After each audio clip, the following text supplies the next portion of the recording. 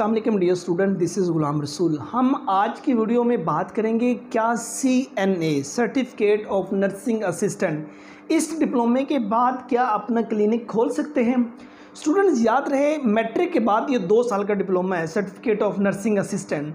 जब ये certificate of nursing assistant है, इसका मतलब ये है कि आपने कल को नर्स का असिस्टेंट के तौर पर आपने कल को काम करना है।